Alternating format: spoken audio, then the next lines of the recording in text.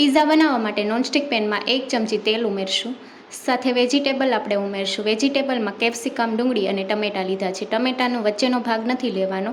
સ્વાદ પ્રમાણે મીઠું ઉમેરીને મિક્સ કરી લઈશું. વેજીટેબલને ઓવરકુક નથી કરવાના. મીડિયમ ગેસની ફ્લેમ ઉપર 1 થી 1.5 મિનિટ માટે સાતળી લઈશું. કલર ચેન્જ ન થાય એ વાતનું ધ્યાન રાખવું.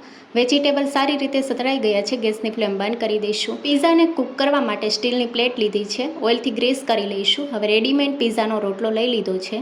1 ચમચી જેટલો પીઝા સોસ ઉમેરીને આખામાં સ્પ્રેડ કરી દઈશું. પીઝા સોસ ન હોય તો તમે કેચઅપ અને રેડ ચીલી સોસ મિક્સ કરીને પણ લગાવી શકો છો. માયોનીઝ લગાવવું હોય તો એ પણ લગાવી શકો છો. હવે મોઝરેલા ચીઝ ઉમેરશું. જો તમારે મોઝરેલા ચીઝ ન ઉમેરવું હોય તો તમે પ્રોસેસ ચીઝ પણ ઉમેરી શકો છો. ચીઝ આપણે ભરપૂર માત્રામાં ઉમેરશું. હવે વેજીટેબલ ઉમેરશું. વેજીટેબલને હલકા સાતડીને લીધા છે. કેપ્સિકમ સાથે ડુંગળી અને ટમેટાં સારી રીતે ઉમેરી દઈશું. પીઝામાં તમારે પનીર, મકાઈ ઉમેરવું હોય તો તમે એ પણ ઉમેરી શકો છો. આપણે ડુંગળી, ટમેટાં અને કેપ્સિકમ ઉમેર્યું છે. હવે ફરી પાછું આપણે ચીઝ ઉમેરશું. ચીઝ મોઝરેલા આપણે ઉમેર્યું છે. જો તમારે પ્રોસેસ ચીઝ ઉમેરવું હોય તો તમે એ પણ ઉમેરી શકો છો. ચીઝનું પ્રમાણ વધારે રાખ્યું છે.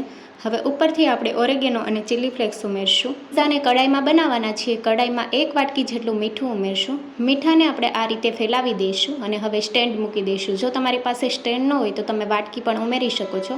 હવે ઢાંકણ ઢાંકીને 5 મિનિટ માટે હીટ આવે ત્યાં સુધી થવા દઈશું. કડાઈ સારી રીતે ગરમ થઈ ગઈ છે. હવે પીઝાની પ્લેટ ઉમેરીને ઢાંકણ ઢાંકીને ચીઝ મેલ્ટ થાય ત્યાં સુધી થવા દઈશું. ચીઝ સારી રીતે મેલ્ટ થઈ ગયું છે. પીઝાને કૂક થતાં 6 થી 7 મિનિટ જેવો સમય લાગે છે.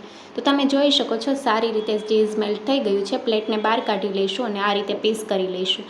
એકદમ બહાર મળે તેવા પીઝા તૈયાર છે.